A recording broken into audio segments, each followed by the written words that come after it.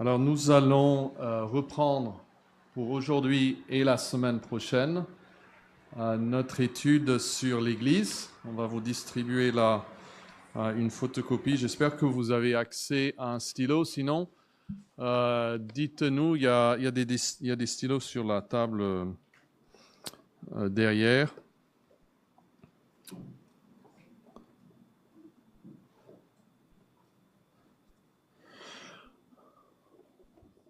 Notre désir, c'est de terminer cette série ici maintenant en juillet. En août, nous n'allons pas faire un temps de classe ou d'études, quoique nous allons toujours commencer à 10 heures. Et puis en septembre, on va revenir avec un autre thème. Alors, le nom de la série, je ne sais pas si c'est marqué sur la feuille, non. C'est mieux comprendre l'Église pour mieux vivre l'Église. Et nous avons fait, je regarde ici, je vérifie, l'Église un peuple qui se rassemble, un corps qui s'organise, l'Église une famille qui s'aime, l'Église un temple qui se construit, l'Église un troupeau qui est conduit, l'Église une épouse préparée par son époux. Et puis ça nous amène donc à aujourd'hui, à l'Église, à la maison où Dieu demeure parmi son peuple. Alors on va lire 1 Timothée 3, 14 et 15. Ça sera notre texte principal.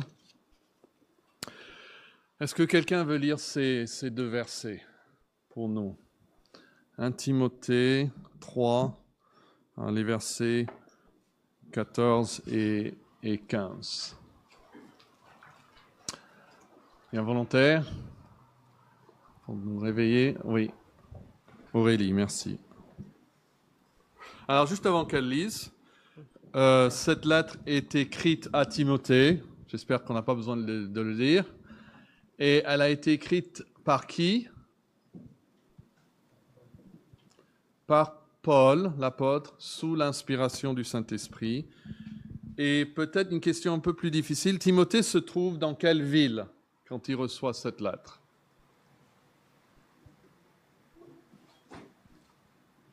C'est une ville à laquelle Paul a écrit notre lettre. Voilà, il se trouve à Éphèse. Ok, lisons ces deux versets, merci. 1 Timothée, chapitre 3, versets 14 et 15. Je t'écris ces choses avec l'espérance d'aller bientôt vers toi, mais afin que tu saches, si je tarde, comment il faut se conduire dans la maison de Dieu, qui est l'église du Dieu vivant, la colonne et l'appui de la vérité.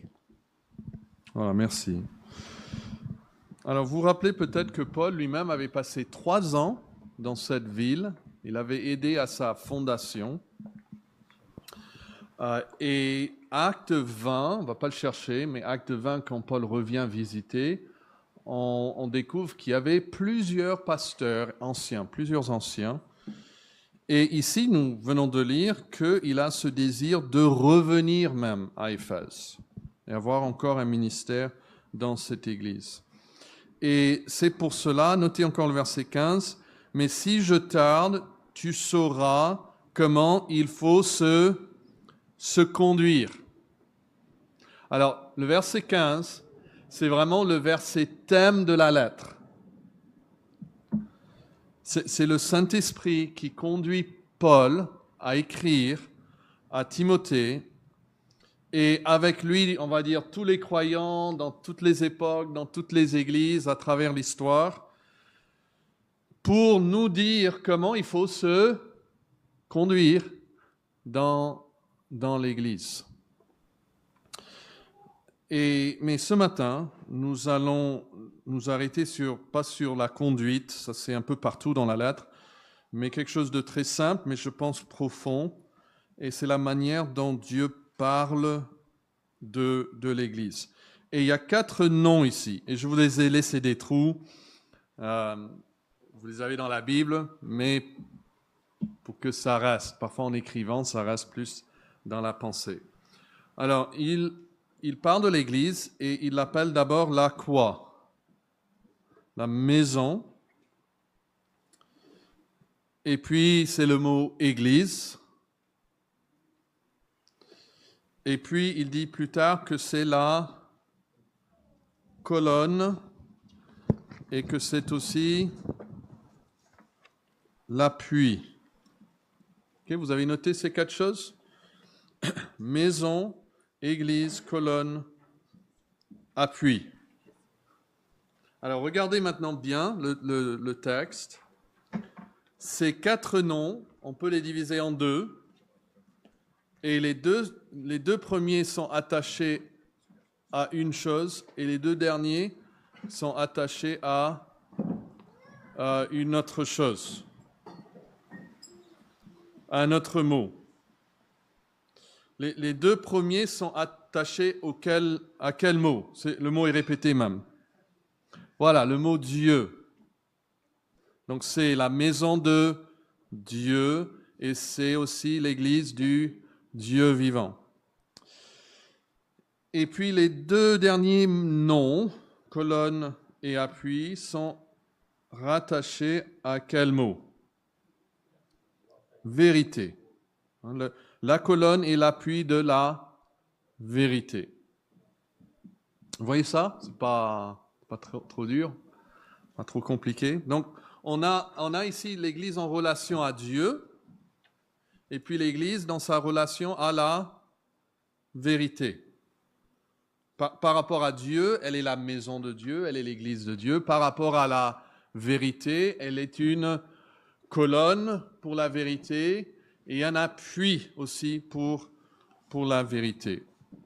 Et ce matin, nous allons regarder que les 2 premiers qui parlent de la relation de l'Église à Dieu.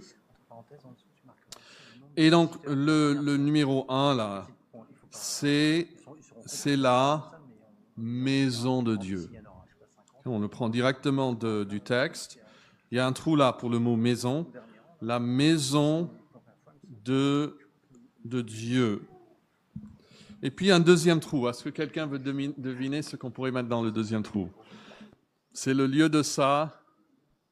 Voilà, on y pense quand on pense à une maison. Le lieu de sa demeure. Pourquoi je dis ça?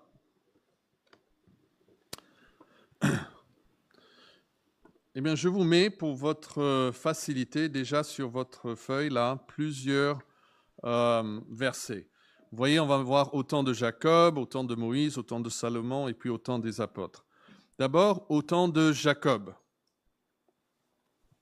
Quelqu'un veut lire ce verset qui est imprimé, Genèse 28, 16 et 17?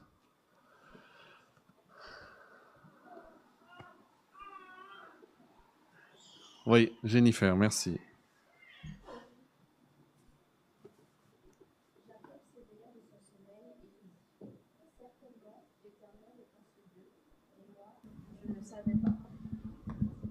Il eut peur et dit que ce lieu est redoutable. C'est ici la maison de Dieu, c'est ici la porte des cieux.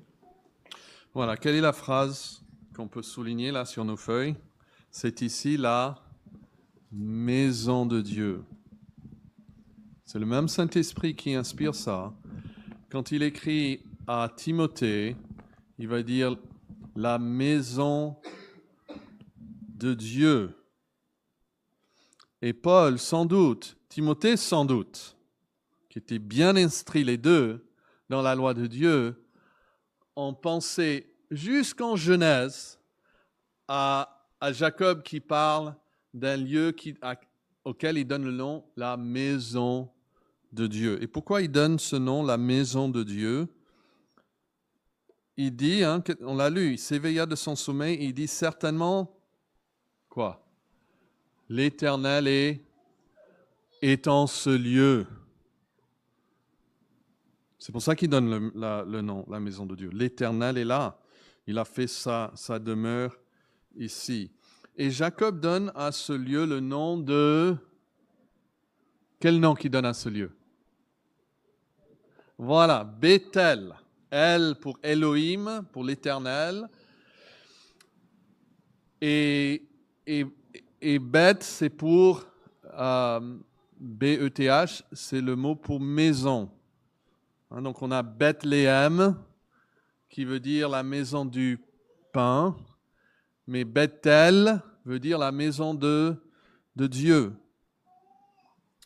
Je vous donne un trou pour mettre le mot Bethel. Il donne à ce lieu le nom de Bethel, qui veut dire maison d'Elohim, maison de Dieu.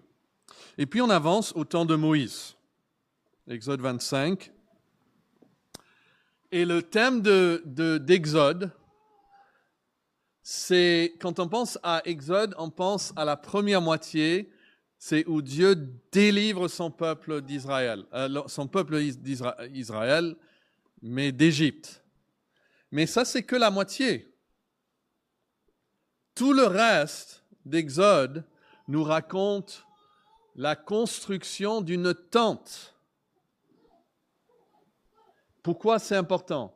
Et on a vu, quand on a fait des études en Exode, que le thème d'Exode, c'est délivrer pour demeurer avec Dieu. Hein, ils sont délivrés par Dieu, sa première moitié d'Exode, pour demeurer avec Dieu. Et en Exode 25, verset 8, vous l'avez là, « Ils me feront un sanctuaire. » Hein, notez bien ce mot, ça c'est un lieu saint. Sanctuaire. Et pourquoi ils ont besoin d'un lieu saint? Eh bien, la phrase suivante nous donne la réponse. Et qu'est-ce qui va dans le trou? Voilà, j'habiterai au milieu de vous. Alors, pour que Dieu habite au milieu de son peuple, il faut lui préparer un lieu saint, car Dieu lui-même est saint. Et vous voulez savoir le nom qu'on va donner à ce lieu? Eh bien, on le trouve dans le verset 9. Vous ferez le tabernacle. C'est le tabernacle. C'est ça le lieu saint où Dieu va demeurer. Vous vous rappelez où se trouvait ce tabernacle? Il y avait 3 tribus au nord, 3 tribus à l'est, 3 autres à l'ouest, et puis au sud. Et puis au milieu, il y avait tous les Lévites. Et au milieu de tous les Lévites, il y avait le tabernacle. Dieu vivait là au milieu de son peuple. Et puis on avance dans l'histoire de la Bible. Je vous donne aussi quelques références où où le tabernacle lui-même est appelé la maison de Dieu. Par exemple, 1 Samuel 1, 24, la maman de Samuel l'amena avec elle à la maison de l'Éternel à Silo. Mais c'était le tabernacle. Et puis 1 Roi 8, versets 10 et 11, c'est l'inauguration du temple. Et nous lisons au moment où les sacrificateurs sortirent du lieu saint, la maison remplie, et on lui donne ce nom, la maison de l'Éternel. Ce nouveau bâtiment est donné ce nom, maison de l'Éternel. Et c'est tellement saint, vous voyez qu'il y a la fumée que les sacrificateurs doivent sortir. Les sacrificateurs ne purent pas y rester pour faire le service à cause de la nuée, car la gloire de l'Éternel remplissait la maison de l'Éternel. Donc ça, c'est un thème tout au long de l'Ancien Testament. Dieu veut habiter parmi son peuple. Depuis Genèse, avec Jacob, et puis en Exode, et puis avec le temple. Dieu veut habiter parmi son peuple dans un lieu saint. Et puis, je n'ai pas marqué la référence, mais nous ouvrons notre Nouveau Testament et nous lisons qu'au commencement était la parole et la parole était avec Dieu et la parole était Dieu. Et puis le verset 14 dit « Et la parole a été faite chair et elle a habité parmi nous. » Et en grec, c'est le verbe tabernacler. Ça n'existe pas en français, mais là, elle a tabernaclé. Dieu a fait son tabernacle dans sa propre chair parmi son peuple. Quelle beauté, hein, quelle humilité de la part de Dieu qui vient même habiter parmi son peuple. Et puis Jésus lui-même devient le temple. Il a dit, détruisez ce temple, et en 3 jours, hein, en somme, il parlait de sa résurrection, hein, je le ressusciterai. Donc là où l'homme rencontre Dieu, c'est au temple, et le temple aujourd'hui, c'est Jésus-Christ. Il est ce lieu de rencontre.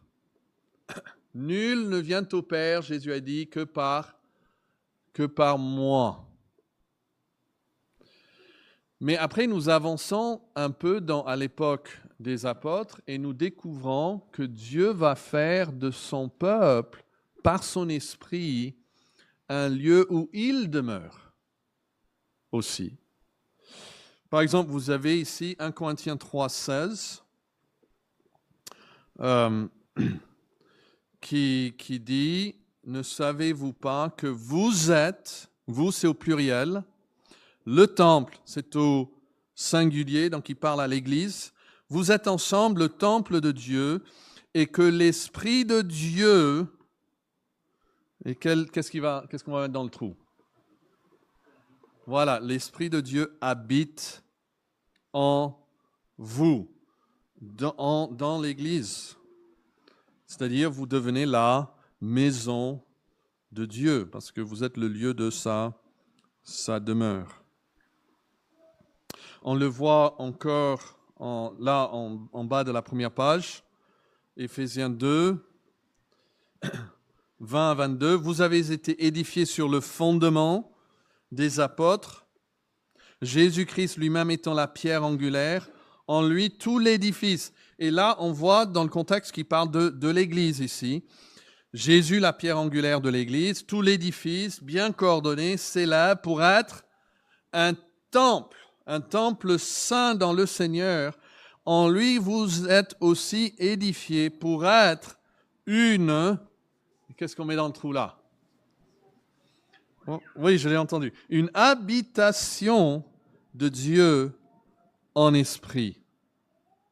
Donc, c'est plus un temple physique dans lequel Dieu vient faire sa demeure. C'est vraiment un temple de personnes. C'est un temple humain, si vous voulez. Et il veut faire nous devenons ensemble une habitation de Dieu en esprit. Et ça, c'est pourquoi, mes amis, nous ne pouvons pas faire n'importe quoi à l'Église. Parce que ce n'est pas notre maison. La phrase « maison de l'Éternel » en français apparaît 250 fois dans l'Ancien Testament. C'est quelque chose de vraiment répété. Et ici, nous sommes maintenant la maison de l'Éternel. Alors, toute notre vie, de lundi à samedi, nous devons vivre la phrase en latin, c'est coram Deo, c'est-à-dire coram Deo, devant la face de Dieu. Nous devons être conscients qu'il est là. Mais cette réalité prend un poids beaucoup plus important lorsque nous nous réunissons ensemble. Et le Nouveau Testament distingue clairement les temps de culte en assemblée des autres moments de la vie. Par exemple, Paul va écrire aux Corinthiens et il va dire au chapitre 11, si quelqu'un a faim, qu'il mange chez lui. Mais après, il va dire, mais lorsque vous vous réunissez, attendez-vous les uns les autres. C'est pas la même chose. Vous voyez, chez vous, et puis lorsque vous êtes réunis, c'est pas tout à fait la même chose. C'est encore plus important lorsque nous sommes ensemble. Plus loin, et toujours dans le contexte du culte, Paul aborde l'échange entre prophètes et ceux qui évaluent leurs paroles. Et là, il va dire au chapitre 14 que les femmes ne peuvent pas participer dans ce moment d'évaluation de prophétie pendant le culte, mais il va dire plus tard dans le même chapitre, elles peuvent après poser des questions à la maison. Donc encore, il fait une distinction entre le culte et la maison. Alors là, ce n'est pas un silence absolu donné aux femmes, parce qu'au chapitre 11, il va dire qu'elles peuvent prier et prophétiser avec la tête couverte. Donc ça, c'est juste des exemples pour vous montrer que la Bible distingue entre le fait d'être rassemblé au culte et d'être chez soi. Ce n'est pas tout à fait dans la pensée du Saint-Esprit la même chose. Et lorsque nous sommes rassemblés, c'est comme si nous entrons dans le temple. Ça devient encore un moment plus solennel. Et nous voulons être encore plus conscients de la présence de Dieu. Et les péchés occultes sont encore plus graves. C'est un peu comme dans le livre d'Esther. Il y a Aman, à un moment, le roi Assuérus, il se fâche parce qu'il pense que cet homme est en train de faire quelque chose de mauvais envers sa reine. Et Esther 7, verset 8 dit « Veut-il en plus faire violence à l'impératrice en ma présence dans mon palais ?» C'est comme si c'est encore plus grave, parce que là, c'est en ma présence dans mon palais qu'il veut faire ces choses. Et lorsque nous sommes réunis au nom du Seigneur, ensemble, et puis là, on va se donner à la chair et au péché, c'est encore plus grave envers Dieu.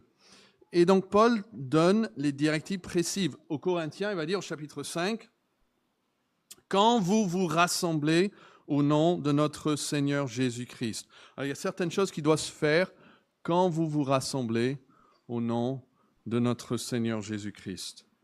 Et je pense que vous connaissez les mots de Jésus, Matthieu 18, 20, qui a dit « Là où 2 ou 3 sont assemblés en mon nom, je suis au milieu d'eux. » Alors, je pense qu'il n'y a aucun chrétien qui se dise ah, « Quand je suis seul, Jésus n'est pas avec moi. Il faut que je sois avec un autre chrétien pour que Jésus soit avec moi. » Non. Jésus a dit « Je suis avec vous tous les jours jusqu'à la fin du monde. » Mais quand même, lorsque 2 ou 3 sont rassemblés en son nom, il est là, il y a une présence intensive ou spéciale parce qu'on est rassemblés au nom de Jésus-Christ. Et dans ces moments-là, notre attention à lui, à ses commandements, deviennent encore plus importantes. Alors, si vous tournez la page 2,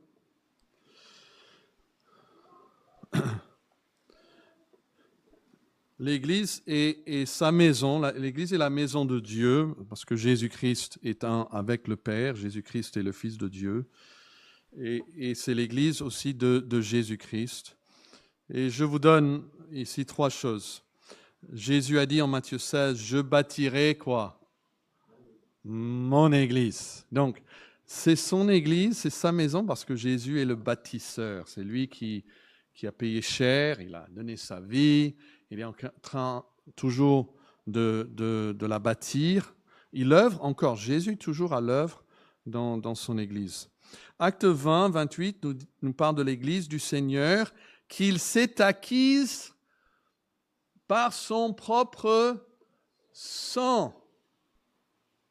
Il ne l'a pas volée, il ne l'a pas prêtée, il s'est acquise, il l'a rachetée, c'est le verbe biblique. Il a payé cher. Donc, l'église locale est sa maison parce qu'il est le propriétaire, il en a payé, il a racheté. Et puis, nous avons déjà lu 1 Corinthiens 3, 16, qui dit que vous êtes le temple de Dieu, que l'Esprit de Dieu habite en vous. Il y a parfois des propriétaires qui ont des maisons dans lesquelles ils n'ont jamais vécu. Mais il n'est pas seulement propriétaire, il est résident. C'est sa résidence principale, si vous voulez. Les impôts en France, sont intéressés. Est-ce que c'est votre résidence principale? Oui, ça c'est sa résidence principale. Il demeure là dans son Église. Il est l'occupant. Donc c'est la maison de Dieu. Est-ce que vous pensez que ça peut enrichir notre appréciation pour l'Église locale de penser à nos rassemblements comme la maison de Dieu? Nous sommes la maison de Dieu. Pas ce bâtiment, nous. S'il fallait se rencontrer dans la forêt, on serait toujours la maison de Dieu. Mais deuxièmement, numéro 2, là, sur la page 2, c'est aussi, il dit deux choses, la maison de Dieu et puis l'Église. L'Église du Dieu vivant. Alors, il faut qu'on se rappelle un peu de ce qu'est le mot Église, parce que ça sort tellement facile de nos bouches. On dit, voilà, je vais à l'Église. Et sur Google Maps, je peux trouver une église. En fait, pas vraiment, pas dans le sens biblique. On peut trouver un lieu où se rencontre une église. Mais l'église, dans le Nouveau Testament, c'était jamais un lieu, jamais un édifice. C'était une assemblée, voilà. C'était une assemblée de personnes. C'était une communauté de personnes qui formaient un corps social. Nous sommes donc la communauté de Dieu, dans ce sens. Et dans l'Antiquité, il y a un cadre là où je donne quelques détails. Dans l'Antiquité, ecclesia, on l'apprend encore au collège, ces choses. Je sais parce que j'ai un fils au collège et il est revenu, là, il devait étudier ce que c'est l'ecclésia grecque. Et c'était surtout à Athènes, c'était parmi les plus connus. C'était, là encore, pas un édifice, mais une assemblée de citoyens qui votaient des lois, le budget, la paix, la guerre aussi, ou ce qu'ils appelaient l'ostracisme. C'est-à-dire qu'ils pouvaient même voter de renvoyer quelqu'un de la ville. Et cette personne, je crois elle était bannie pendant 5 ans. Elle ne pouvait même pas mettre les pieds dans la ville si l'ecclésia votait son départ. Donc c'est une assemblée de citoyens appelés à se réunir pour délibérer, pour prendre des décisions importantes pour la cité. Et le Nouveau Testament va prendre ce terme. Et donc, elle va l'appliquer à nous, notre assemblée. Et ça va démontrer que nous sommes une communauté appelée par Dieu, parce que nous sommes l'ecclésia de Dieu, mise à part par lui, pour lui. Et c'est un lieu dans lequel il va agir. Parce que c'est ça qu'on faisait dans une ecclésia. Il y avait des décisions à prendre, des choses à discuter, on essaie d'avancer dans la vie. Donc, vous pouvez mettre dans le trou l'Église du Dieu vivant, le théâtre de l'action divine sur terre. Le mot action, vous pouvez le mettre dans le trou. Le théâtre de l'action divine sur terre. Et je pense surtout à Éphésiens 3, que vous avez en bas de page 2. Notez c'est très beau ce que Dieu dit ici de l'Église. Bon, c'est Paul qui parle, il dit à moi, je suis le moindre de tous les saints, mais cette grâce m'a été accordée d'annoncer aux païens, ça c'est nous, les richesses incompréhensibles de Christ ou du Messie, et de mettre en lumière le moyen de faire connaître le mystère caché de toute éternité en Dieu qui a créé toutes choses. C'est pourquoi les dominations et les autorités dans les lieux célestes, il parle de qui ici? Ce qu'on appelle les anges. Mais c'est assez vaste ici pour inclure les anges qui sont restés fidèles à Dieu, mais aussi ces êtres rebelles qui se sont détournés de Dieu. Vous vous rappelez, plus tard dans cette même lettre, Éphésiens 6, il va dire que nous luttons contre ces puissances célestes.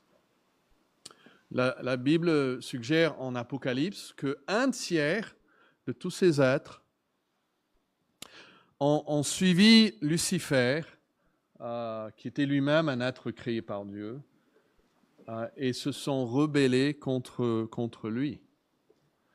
Mais Dieu a quand même des choses à leur montrer. Et il dit au verset 10, « C'est pourquoi les dominations et les autorités dans les lieux célestes connaissent aujourd'hui la sagesse infiniment variée de Dieu. » Dieu veut montrer à ses anges sa sagesse infiniment variée. Mais qu'est-ce que j'ai sauté? Dieu les fait connaître ces choses par l'Église. Par l'Église. C'est pour ça que j'ai utilisé le mot théâtre en haut. L'Église devient comme un théâtre où Dieu démontre sa sagesse infiniment variée devant le monde, oui, devant les autres saints, oui, mais même devant les êtres célestes. Ils sont là, ils nous regardent lorsque nous adorons.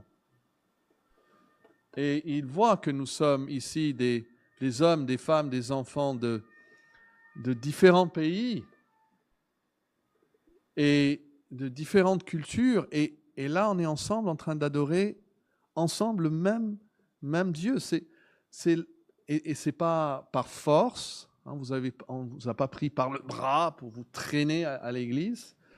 Ce n'est pas par une loi qui a été passée en France que voilà, tout le monde doit se rendre au culte le dimanche matin. Et pourtant, nous sommes des pécheurs. Quelque part, l'Esprit travaille en nous pour nous amener à l'adorer. Et donc, l'Église donc, devient le théâtre de l'action divine. Nous avons pas le temps, mais si vous êtes en Éphésiens 3, non, on regardait là-dessus, mais en Éphésiens 2, il va parler du fait que Dieu a pris deux groupes totalement opposés et même en inimitié l'un contre l'autre. C'est quoi ces deux groupes? D'un côté, c'est les Juifs et de l'autre côté, c'est les païens. Voilà. Parfois, on pense à nos différences entre nous, mais pour la plupart, nous sommes tous des païens. Nous sommes tous ensemble. Et la grande distinction dans la Bible et même dans l'histoire, c'est pas tellement les païens entre eux, mais entre les païens et les Juifs, le peuple de Dieu pendant tous ces siècles sous l'Ancienne Alliance. Et là, il va prendre des deux. Et que dit Éphésiens? Il va en faire un homme nouveau même. Et c'est l'Église. Et il va détruire certaines de ces ordonnances qui nous séparaient. Et c'est pour ça qu'il y a des ordonnances dans l'Ancien Testament par rapport au sacrifice que nous n'avons plus, heureusement. Par rapport à ce qu'on peut manger, des choses. Il a détruit ça. Et après, en Christ, il nous a réconciliés ensemble, en nous réconciliant les deux à Dieu. Quand deux ennemis sont réconciliés au même Sauveur, ils doivent forcément être réconciliés l'un envers l'autre. Et c'est pour ça que c'est une grosse anomalie. Malheureusement, ça arrive, hein, mais c'est quand même une grosse anomalie de voir deux chrétiens qui refusent de se réconcilier entre eux, hein, parce qu'ils partagent le même Seigneur, la même foi, le même baptême. Et c'est ce que Dieu Dieu cherche. Ça, c'était donc chapitre 2. Ici, c'est chapitre 3. Et si vous regardez le début de chapitre 4, il doit dire, c'est pourquoi maintenant, efforcez-vous de préserver ou de garder le lien de l'esprit, le lien de la paix que vous avez. Et vous faites ça avec toute humilité et douceur, vous pardonnant les uns les autres et vous supportant aussi les uns les autres avec amour. Donc c'est là où Dieu agit aujourd'hui. Quand l'histoire du monde est racontée, déjà dans l'Antiquité, il y a des nations entières qui ont existé pendant des centaines d'années, qui sont disparues, et on ne sait quasiment rien de ces pays. Mais dans l'avenir, au ciel, quand l'histoire du monde est racontée, la Bible dit que les nations seront comme une goutte d'eau dans un seau. Ils seront comme la poussière sur une balance. Est-ce qu'on écrit tout un livre sur la poussière sur une balance? Non, ça n'a pas d'importance. Mais vous savez ce qui va être intéressant, ce qui va être raconté fois après fois après fois après fois pendant l'éternité, c'est ce qui est arrivé à l'Église. Parce que l'Église, c'est la maison de Dieu. L'Église, c'est le théâtre de son action sur la terre. Bien sûr, Dieu domine sur tout. Il domine sur les nations. Et il domine sur la terre. Même les cœurs du roi, il peut les diriger à droite et à gauche. Nous n'avons pas crainte que Dieu n'est pas souverain sur toute chose. Mais là où est son attention, là où est son cœur, ce qui l'intéresse, c'est sa maison. C'est sa demeure. Et c'est là où il agit. Et donc j'espère que nous avons nous-mêmes intérêt à être au même endroit qui intéresse Dieu. Il y a des années à Pessac, quelqu'un m'a dit, c'était l'été, il a dit, au début de l'été, il a dit, bon, je vais prendre des vacances de mes études et j'ai besoin aussi de prendre des vacances de l'église. Alors pour lui, juillet, août, mais on aime bien partir en vacances, mais on aime bien rentrer chez soi après, je crois. Et là, l'église doit être chez nous parce que c'est chez lui. Et nous sommes ses enfants.